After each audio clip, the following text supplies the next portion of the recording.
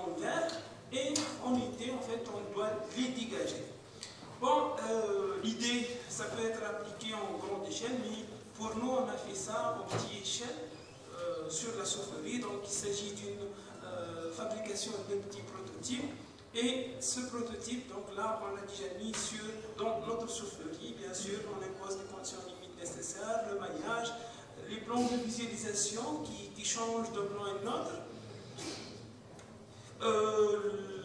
Les champs de vitesse, donc bien sûr, là, on peut observer l'accélération de l'air qui passe, si vous voulez, du bâtiment vers le patio. Les zones de compression qui apparaissent en amont si vous voulez, de l'habitat et les zones de dépression. Pour la turbulence qui se crée en particulier en aval du bâtiment et en particulier dans le patio. On a l'exemple de la manip, donc c'est une simple manip, donc on n'a pas utilisé la PIV, c'est tout simplement avec un simple anémomètre, un fil chaud, où on peut contrôler en même temps la vitesse et la température. Donc là, on s'est contenté à la vitesse et on a montré une bonne concordance entre notre modèle numérique et les résultats. Bon là, l'autre chose, c'est un travail qui est développé avec la société Spectra et qui continue encore à être développé, c'est la mise au point de lampadaires solaires, qui est maintenant il est généralisé avec les industriels. Derrière ça, il y a une interface graphique développée sous MATLAB, et là on peut regarder, on peut suivre les différentes températures. On a appliqué ça pour différents gouvernorats de notre région, tels que Tunis, Barqa, Sfax et Tozar. On a en particulier essayé d'optimiser les inclinaisons, leur effet tout le long de l'année, l'effet des capteurs, et là on essaie en particulier si vous voulez, de suivre ces résultats et de les comparer avec des résultats qui sont déjà existants, tels que celles fournies par le PVGIS Results. Une autre manip assez simple, c'est le tour solaire. Donc c'est tout simplement un collecteur avec un tour. Et en particulier, on ajoute, si vous voulez, une turbine.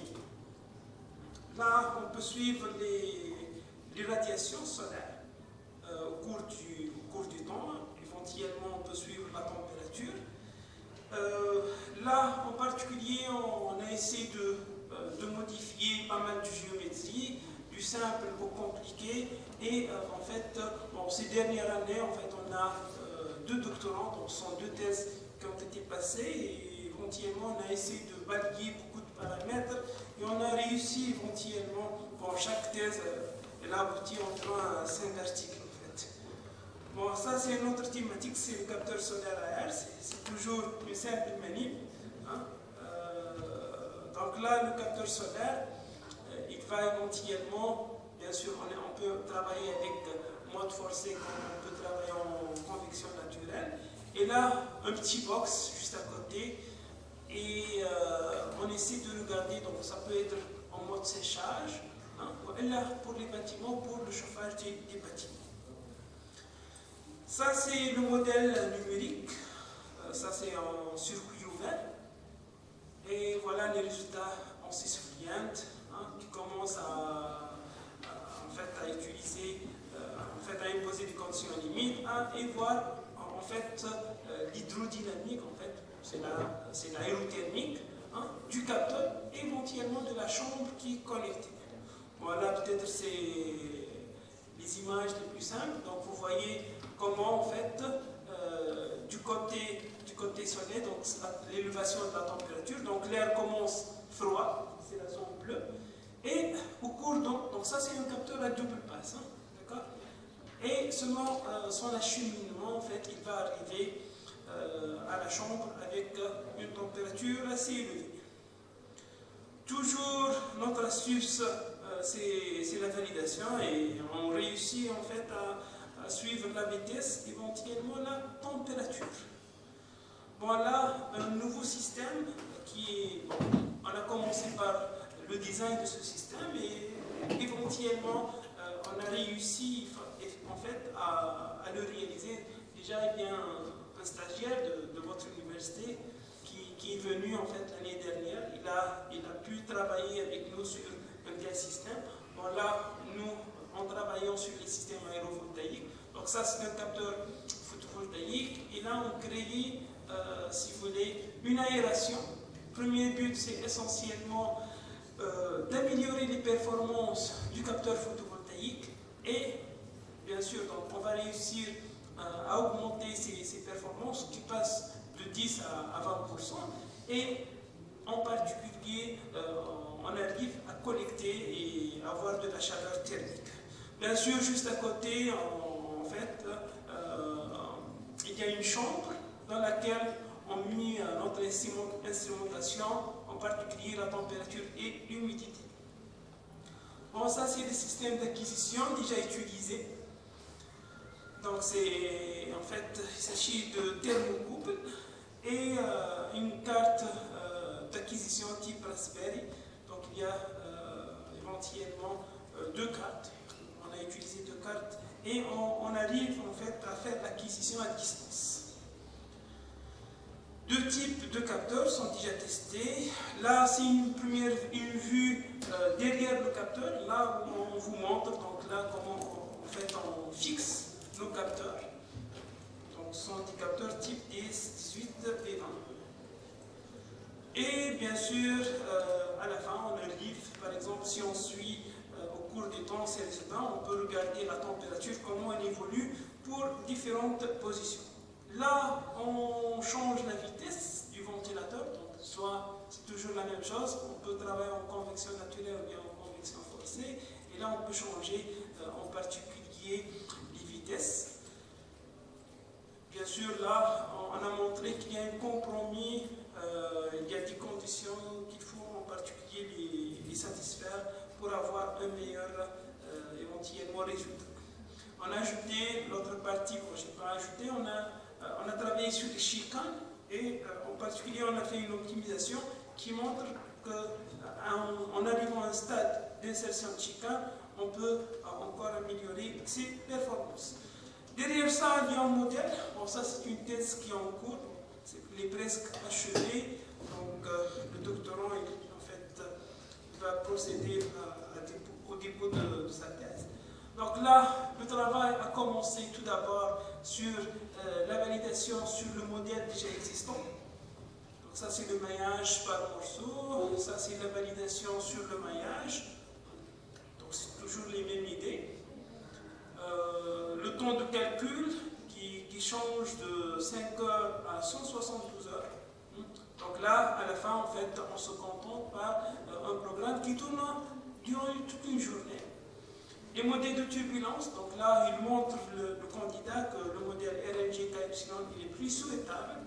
Et là, on essaie, il y a l'étude instationnaire, mais sinon là, il a essayé de tourner plusieurs programmes parce que de 10h à 17h, par exemple, donc les conditions météorologiques vont changer, les conditions limites en particulier vont changer et ça va aboutir à d'autres résultats.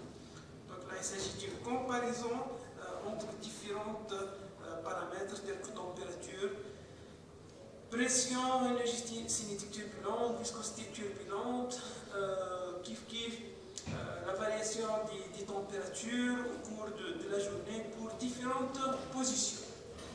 Bon, ça c'est le travail qui a concerné la validation. En fait, l'autre travail qui est en cours de finalisation, donc là, on passe à l'association de plusieurs capteurs. Parce que comme vous savez, pour équiper en fait une maison, un habitat avec des capteurs, donc on utilise environ 9 capteurs ou bien 8 capteurs selon les calculs de puissance. Et bien là, le doctorant, il a essayé de considérer plusieurs configurations. Est-ce que c'est une considération parallèle? L'entrée, il a essayé de jouer sur les entrées, sur les sorties. Et à la fin, il réussit en fait à proposer, si vous voulez, une configuration souhaitable. Bon, une autre configuration, une autre application, appréciation, ça concerne les moteurs biodiesel, en fait, l'utilisation du biodiesel. Donc là, c'est un autre sujet de thèse. Là, la doctorante, elle a réussi en fait à fabriquer son biodiesel. Donc, et bien sûr, elle a passé à l'utilisation de moteurs thermiques pour tester. Donc, c'est un moteur diesel qui existe. Et bien là, l'idée, c'est mélanger en fait le diesel avec différents types de pourcentage du biodiesel. Bon, ça, c'est l'exemple. Bon, en genre, c'est le biodiesel. Et juste à côté, en fait, on peut faire ce mélange et on suit les caractéristiques globales telles que le couple, la puissance, la consommation spécifique. Une autre configuration, ça concerne la conversion essence-gaz-hydrogène. Donc, la conversion essence-gaz, c'est classique pour tout le monde, mais là, on a suivi cette conversion de l'ajout d'hydrogène. Donc, kiff, c'était le travail d'une autre candidate. Bon, voilà, c'est juste à côté de la bouteille hydrogène.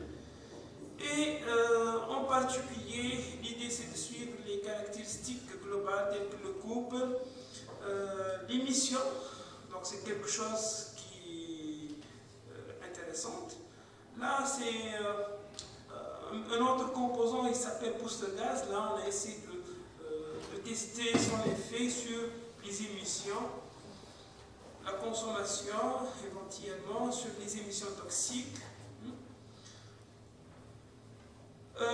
Pour les moteurs restants, donc, on peut ajouter, si vous voulez, un turbocompresseur pour assurer la suralimentation du moteur. Là, c'est un bon d'essai qui est développé par un autre candidat qui consiste tout simplement à installer, en fait, sur un moteur thermique, à installer ce turbocompresseur, à modifier, si vous voulez, ses conditions de fonctionnement. Et il y a un travail de modélisation numérique qui essaie éventuellement d'avoir au maximum les améliorations nécessaires. Bon, pour terminer avec cette application, c'est le sloshing, le ballottement. Donc là, le travail qui est développé avec une société, la société Assad, là, on a travaillé sur le batterie, donc le doctorant a travaillé sur le batterie, et l'idée en fait d'assurer, si vous voulez, un certain mélange. Bon, l'idée c'était tout simplement, ça c'est le bon d'essai sur lequel on a travaillé, donc c'est un simple bon. Donc ça c'est la cellule du batterie. Bon, on a utilisé un fluide de couleur rouge pour suivre, si vous voulez, l'écoulement.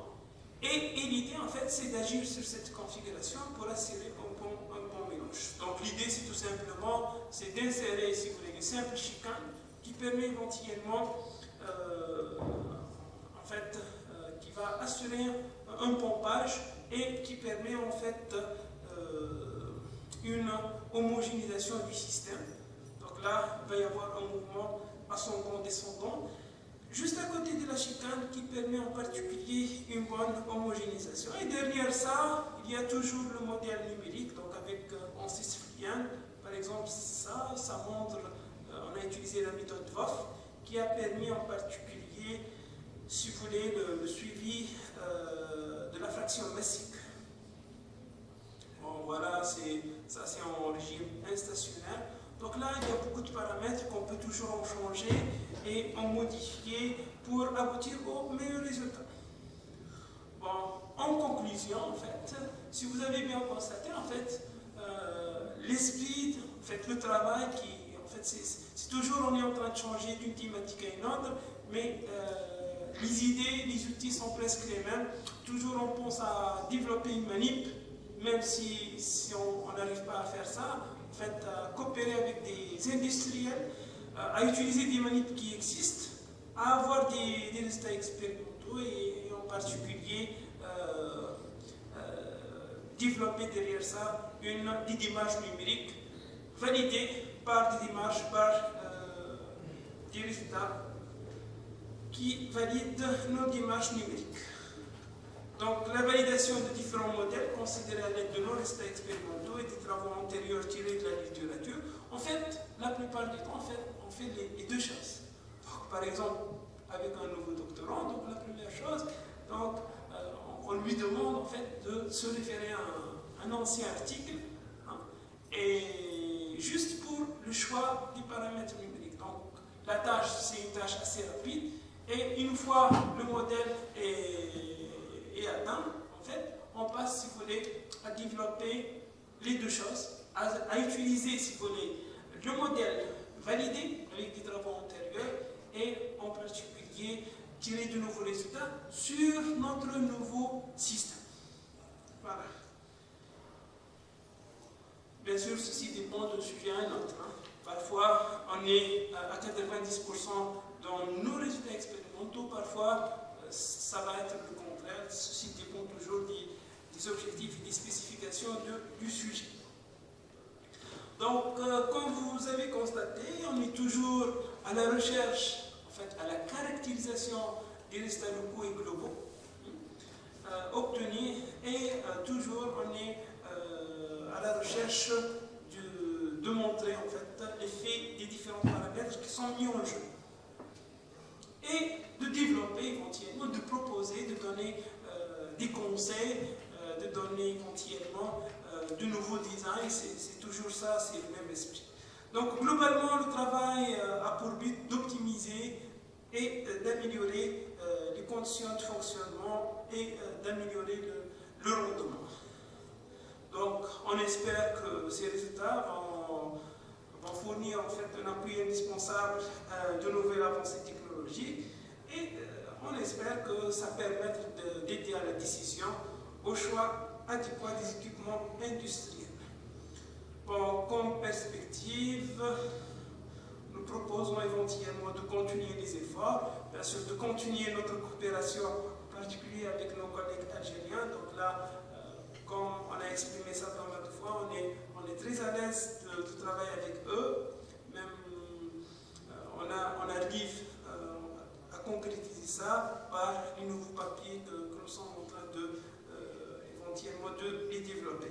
Bon, pour finir, en fait, j'ai voulu vous présenter rapidement la production scientifique de l'équipe avec laquelle je travaille. Donc, durant les 3 dernières années, bon, 2016-2018, c'est environ 30 papiers. Donc, de l'ordre, en 2018-2019, on arrive à... Le 2019, c'est le record, en fait. On a 20 papiers, si vous voulez. On ne s'est pas cité là. Mais, en fait, il y a une progression. Donc, là, on passe... Bon, auparavant, en fait, on travaille sans chercher à concrétiser nos travaux. On fait 1, 2 publications, mais selon notre profil, et comme vous pourrez le constater, donc on est en train de, si vous voulez, d'évoluer d'une année à une autre, et à chaque année, on dit, voilà, on atteint le record. L'année 2019, c'est toujours un nouveau record. On espère continuer, bien sûr. Bon, les ouvrages scientifiques, c'est environ 14, les articles, c'est environ 29, les chapitres d'ouvrages, c'est 22, les brevets, bon, presque 1, 2 brevets chaque année, les communications, une cinquantaine chaque année. Bien sûr, c'est avec les doctorants avec lesquels on travaille. Bon, pour si vous voulez, la production scientifique, on l'appelle plutôt la production diplômante. Donc, chaque année, en fait, pour notre équipe, on a environ 3-4 thèses qui soutiennent les masters, et les projets de fin d'études, c'est à peu près, on a en moyenne 9 étudiants.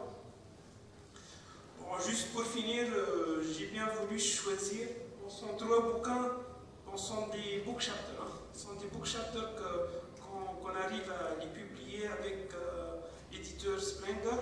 Bon, il m'a accompagné les deux collègues. Brahim Nassib, c'est de l'université de Constantine, et l'autre collègue, c'est le professeur Hang, c'est from China. Voilà. Sinon, il y a 3 nouveaux books, j'espère qu'ils vont y apparaître prochainement en 2020 avec le même éditeur. Sinon, on travaille avec d'autres éditeurs tels que Nova Science Publication. Voilà, vraiment c'était un plaisir d'être, voilà, c'est un plaisir d'être aujourd'hui avec vous. J'espère que, en fait, au niveau de notre laboratoire, il y a pas mal d'Algériens, en fait, de collègues algériens, enseignants, doctorants,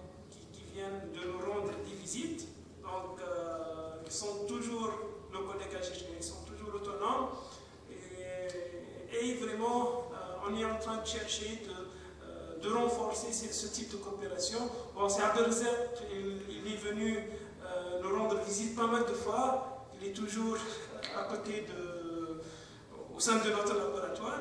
Et là, on attend, bon, pour finir, nous sommes en train d'attendre la réponse des deux ministères. Donc, on espère avoir des fonds, hein, parce qu'on peut toujours développer des petites choses, sans monnaie.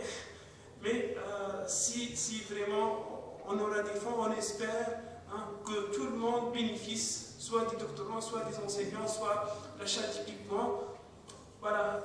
Merci encore pour votre attention. Merci, c'est Abdelrazak. Merci, professeur Ziad Idriss. Et donc, on passe à l'assistance, s'ils ont des questions ou des exercices.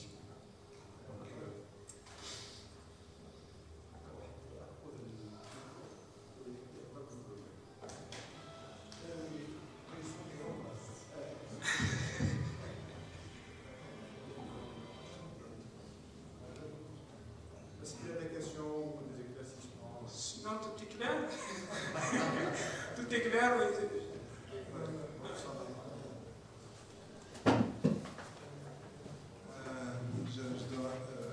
Je dois remercier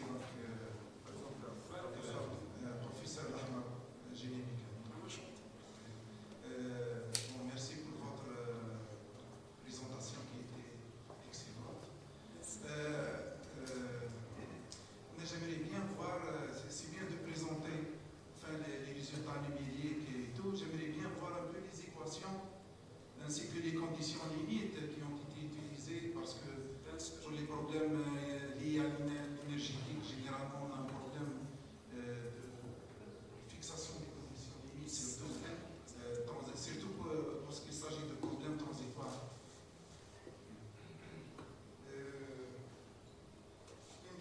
La méthode de résolution utilisée, vous avez parlé de maillage et tout, c'est quoi comme méthode? La méthode de résolution. Est-ce que vous avez utilisé comme méthode? Polyphilique. Ah, polyphilique. Donc vous avez utilisé une approche CFD. Exactement. Computational Fluid Dynamics. Je voudrais savoir si dans votre équipe, parce que je suis spécialiste en tribologie, surtout calcul de palier hydrodynamique. Il y a les Est-ce qu'il y a des équipes qui travaillent, sinon on peut faire une convention ensemble, parce que je travaille sur le calcul de palier hydrodynamique surtout. Et ce qui m'intéresse, puisque vous travaillez beaucoup sur l'énergétique, c'est le comportement thermo-hydrodynamique, voire thermo-élasto-hydrodynamique des paliers. Beaucoup de questions, en fait. Bon, j'essaie de... Merci. Bon, je commence par la typologie. En fait, il y a deux équipes qui travaillent sur la typologie. Bon, je peux citer ici Mohamed Kharat, donc c'est un chef de projet de notre équipe. Et bon, si je reviens, si vous voulez, il y a si Mohamed Kharat et Riyad H. Je connais tous les deux, ils travaillent éventuellement sur la typologie. Bon, je suppose que tous les deux ils sont accueillants. Mohamed Kharat il est déjà le General Chair of the International Conference of Advanced Mechanics. Donc, il quand même, si vous avez entendu de ça, ça va être en décembre. Mais sinon, si vous passez au labo, bien, vous pouvez fixer un rendez-vous avec lui. Donc, j'en suis sûr que vous pouvez en particulier avoir une coopération fructueuse, je suppose. Sinon, pour les conditions limites, pour cet exposé, soit que je passe en rapide c'est ce que j'ai fait en fait, j'ai essayé de passer sur la plupart en fait, des thématiques de recherche, soit en fait on revient en fait à chaque exemple et on essaie de prendre notre temps dans la présentation de ces conditions limites, mais je peux m'arrêter à une des applications. Bon, par exemple, voilà, ça c'est un exemple de la soufflerie aérodynamique. Donc là, les conditions limites, ça concerne tout simplement d'imposer une condition limite à l'entrée. velocity inlet, pression à la sortie, pressure outlet.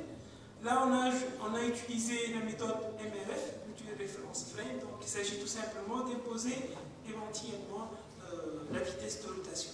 Donc ça, c'est le modèle le plus simple et un modèle qui permet en fait de converger. Bien sûr, par exemple, pour le tour solaire, on ne connaît pas la vitesse, donc on impose pressure inlet, pressure outlet. D'accord? Bon, d'habitude, là, et dans la plupart des travaux, comme vous le constatez, donc on a utilisé l'approche dynamique des fluides numériques, c'est dit Computational Fluid Dynamics, donc c'est la méthode volume fini. On utilise en fait les logiciels commerciaux, pour être clair.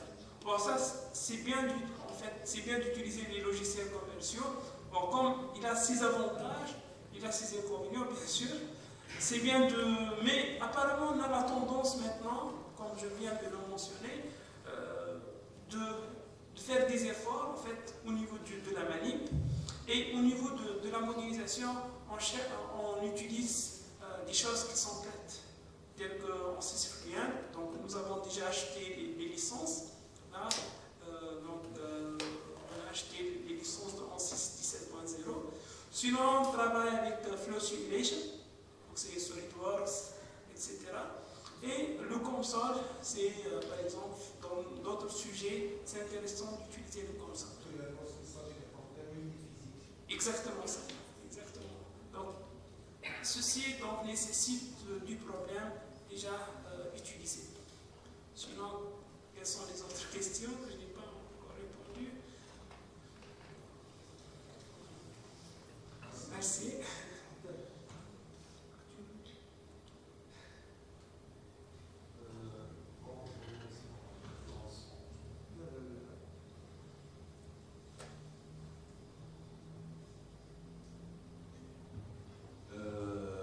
Merci pour votre présence. Moi, je suis un doctorant, la première question, c'est concernant la similitude. Similitude concernant une turbine, puis le deuxième modèle concernant la plaque solaire, et aussi concernant la turbine. D'accord. La deuxième question, c'est comment vous avez fait une approche entre la simulation numérique et l'expérimental. Parce qu'il faut prévoir une conception bien optimale pour l'état de surface et la géométrie, la précision. Il y a beaucoup de détails au niveau de ça.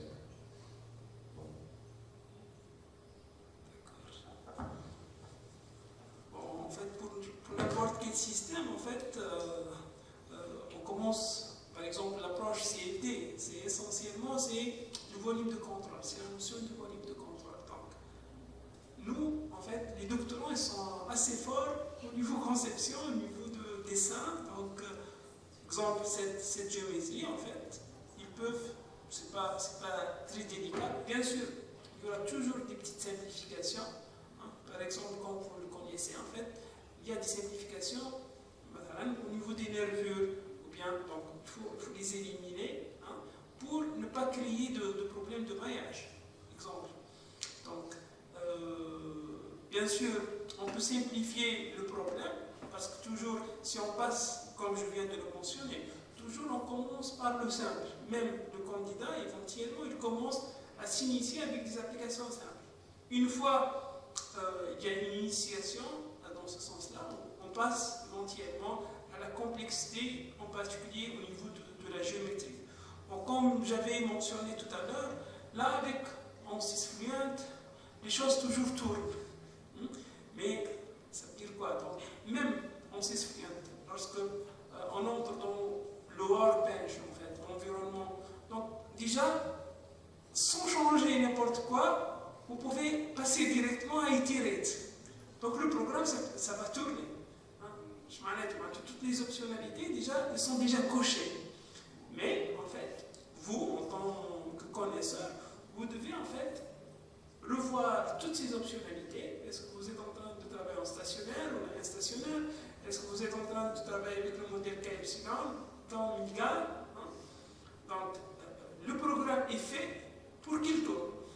Mais est-ce que les résultats sont valables ou pas? Et bien là, c'est notre travail. Et bien sûr, ça dépend du doctorant. La durée, ça peut rester 1 mois, comme elle peut passer 2, 3 ans, 4 ans, hein, selon éventuellement la maîtrise du logiciel. Et pour ces raisons-là, comme je viens de le mentionner, on ne donne pas confiance toujours à notre expérience, hein, parce qu'on peut toujours, devant les membres du jury, on peut douter toujours de ces expériences. Donc pour ces raisons-là, on fait les deux. Hein. Donc toujours, on commence notre simulation et la valider avec des travaux antérieurs. Voilà, on arrive à réussir. Si on réussit cette simulation, bien sûr, on passe après à la validation. Bien sûr, la validation, on ne peut pas la faire pour toutes les géométries. Parce que faire des manips avec une géométrie compliquée, ça va nécessiter beaucoup de temps, ça va nécessiter beaucoup d'argent, si vous voulez. Donc, on se contente avec des géométries simples, si vous voulez. Et pour la géométrie optimisée, on le laisse pour le code CD. Une fois, c'est déjà validé. Voilà.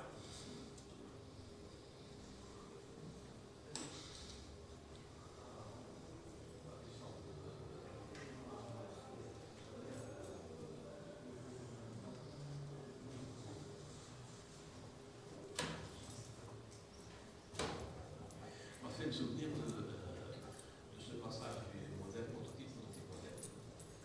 Et comme la soufflerie, j'ai vu qu'il y a une petite soufflerie, donc à VNDC et donc je suis un petit peu concerné par le fait du passage du modèle vers le prototype. Et du prototype vers le modèle. Pour que les résultats soient à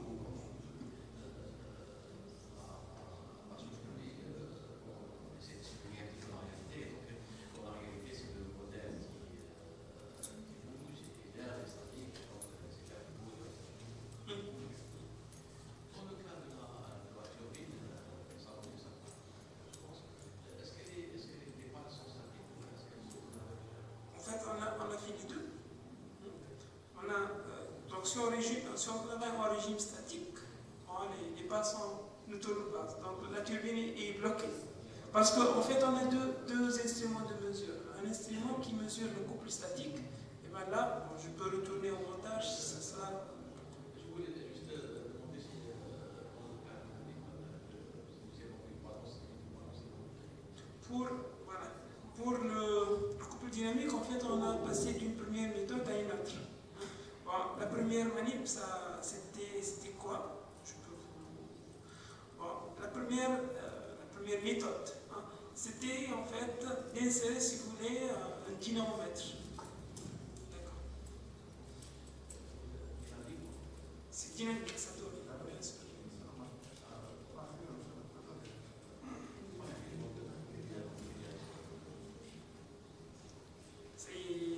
C'est la rotation de l'axe Z. Là, le torque, c'est tout simplement le couple.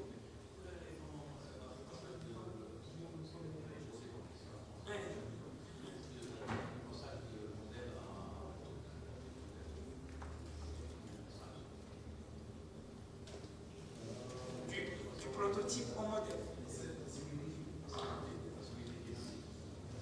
Exactement ça. Par exemple, au niveau des tours solaires, voilà, c'est déjà le défi en fait.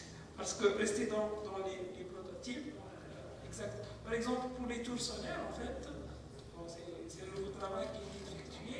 Et bien là, on passe en fait du petit modèle au. Donc là, on a défini des facteurs d'échelle. Hein, pour la géométrie, éventuellement pour des caractéristiques. Et bien sûr, on travaille avec des variables adimensionnelles. Voilà.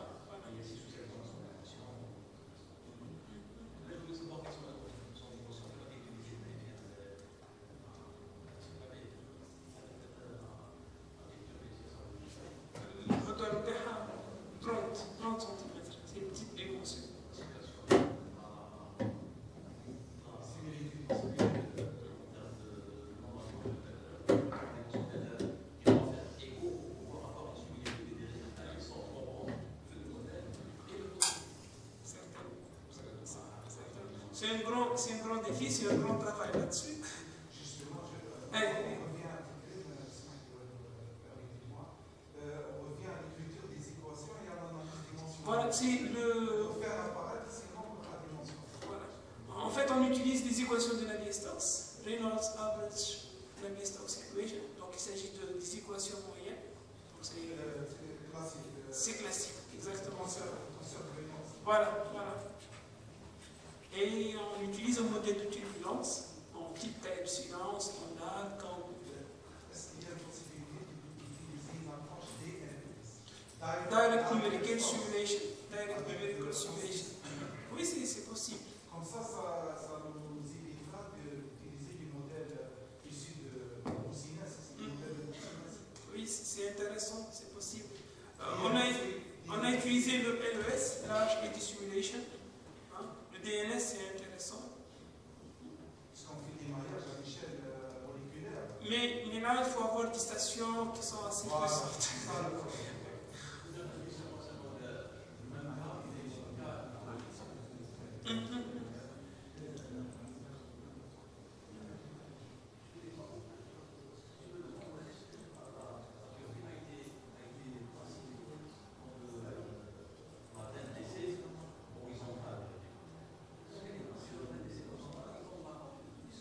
Pour avoir une énergie cinétique.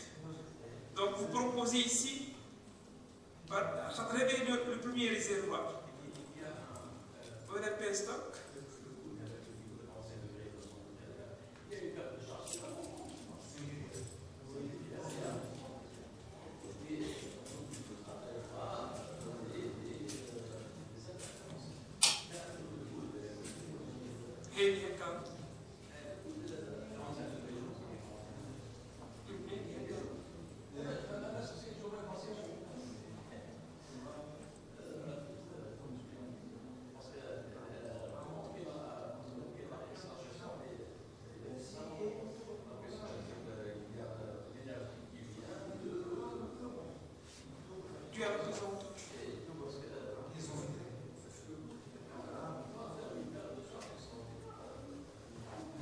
Le problème, c'est qu'avec un tel exemple, sans faire la cote et lire, on constate que le niveau d'eau chute.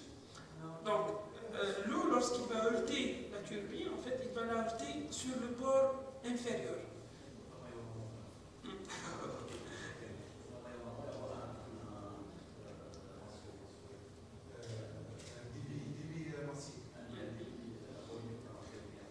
En fait, on a lancé une autre manip, là, on a cherché en fait des petites rivières et directement on place.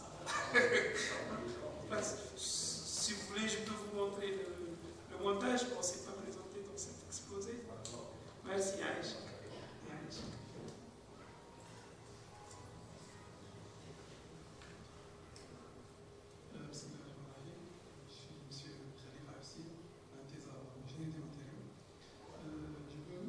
Merci infiniment pour cette représentation.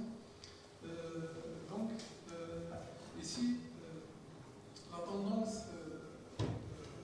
ici, c'est la production de l'énergie, à savoir, ou bien à l'aide d'une source naturelle, ou bien synthétique. Ma première question, c'est, donc, le phénomène ici est très complexe. Plusieurs paramètres sont impliqués réellement, par exemple, dans la production de l'énergie ou bien dans les turboréacteurs. La température influe directement sur le phénomène. Par exemple, pour augmenter 1% du rendement, il faut augmenter la température de 10 degrés. Donc, dans un autre exemple, par exemple, dans l'éolien, ici le paramètre c'est le surface de contact. Donc, est-ce que vous avez introduit la température ou bien le design de l'hélice dans votre recherche, premièrement?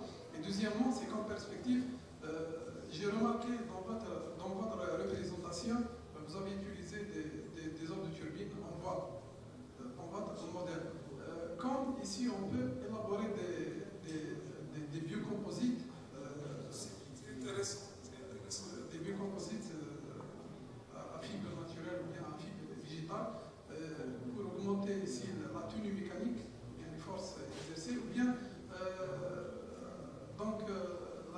résistance thermique. Ici, on parle de faible conductivité thermique. Justement, si je m'attarde au niveau de la fabrication de l'éolienne, oui, c'était fait en bois. Bien sûr, ça ne va pas tenir si en fait on va l'installer. Mais la fabrication elle est simple.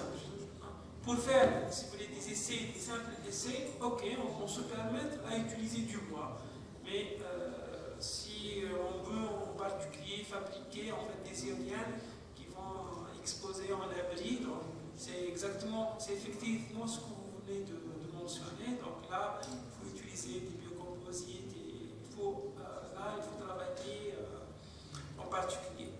Bon, l'autre question, c'est justement, on est en train de la meilleure, en fait, l'objectif essentiel, c'est au niveau du design. Donc, comme vous le constatez, donc la plupart des applications traitées, là, en fait, l'effort est en particulier est déployé pour améliorer le design et en particulier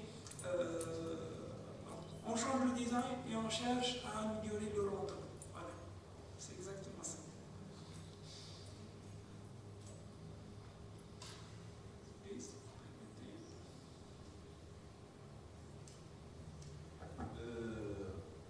Vous avez fait la caractérisation au changement d'état. Donc, j'ai remarqué qu'il y a plusieurs changements et aussi la vitesse, en variation de la vitesse d'écoulement de l'air.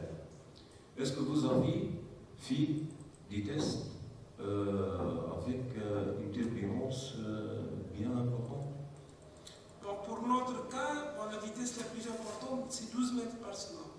12 mètres. Voilà, ce qui correspond à une fréquence de rotation de 50 Hz. Et sinon, on peut en diminuer. Mais pour l'expérience, en fait, on doit conserver cette même vitesse. On doit conserver cette même vitesse tout le long de la même expérience pour avoir éventuellement des effets comparables. Et le calcul du rendement pendant la production durant la journée. Donc 24 heures, il faut garder. Donc c'est le régime stationnaire. Exactement. Ouais. Il faut garder le pic entre un intervalle, le min et le max, pour assurer la production électrique, tout en changeant l'angle bêta. Est-ce que vous avez fait cette optimisation? Non, on n'a pas lancé en fait donc c'est l'autre question qui tout à l'heure éventuellement posée. Non, pour notre travail, en fait, on ne s'est pas intéressé éventuellement aux fluctuations. Donc on a travaillé en fait. Bon, les deux approches, stationnaire et stationnaire, mais pas éventuellement avec.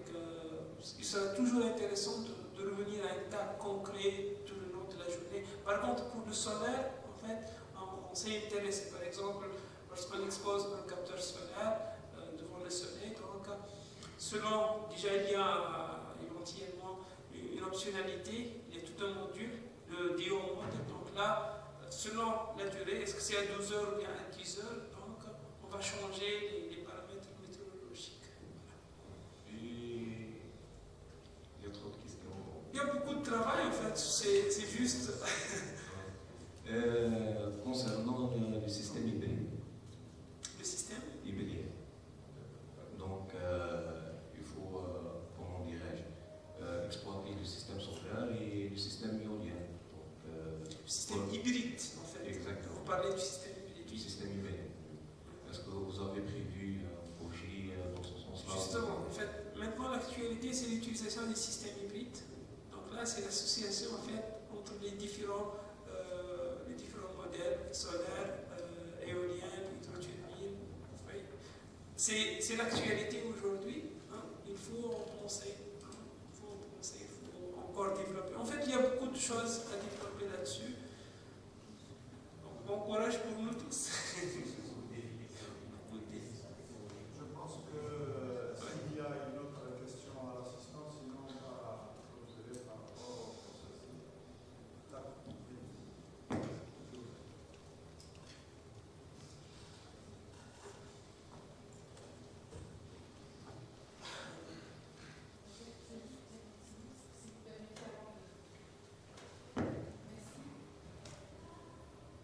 m'entendez? Ah, très bien. C'est juste pour dire un petit mot. Vous avez ici toute une promotion de Master 2 en génie des procédés, donc qui était intéressé à assister à notre conférence. Et j'ai un étudiant qui voudrait poser une question, même s'il n'est pas tout à fait du domaine de mécanique. Je voulais juste le signaler. Merci. Salam alaikum. Merci, monsieur, pour votre présentation. J'ai deux questions. La première question concernant le logiciel de travail. La méthode de résolution, est-ce que c'est la méthode des éléments finis? C'est volume fini. Volume fini. Et concernant le maillage, est-ce que si on change le type de maillage, les résultats de calcul changent? Bien sûr, exactement. Et deuxième question concernant un petit peu le CJ. Comme le titre de votre présentation, c'est la production de l'énergie. Et est-ce que vous avez travaillé déjà sur la récupération d'énergie par les systèmes ioniques ou osmolariques? Comment il s'appelle? Système ionique. Iori. Ionique ou osmolarique, ce sont des systèmes de récupération d'énergie utilisés dans les stations de dessalement des eaux pour récupérer l'énergie de pression. Merci. Mais sinon, on a déposé un projet européen, utiliso-européen, sur les dessallements.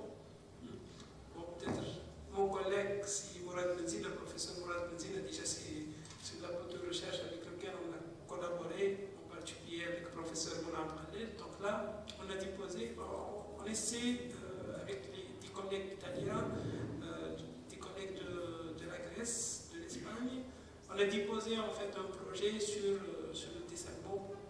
Bon, je n'ai pas travaillé assez sur le dessalement, c'est un sujet nouveau pour moi, mais quand même, on tente à collaborer dans ce sens. Encore une fois, merci professeur Ziad. Merci.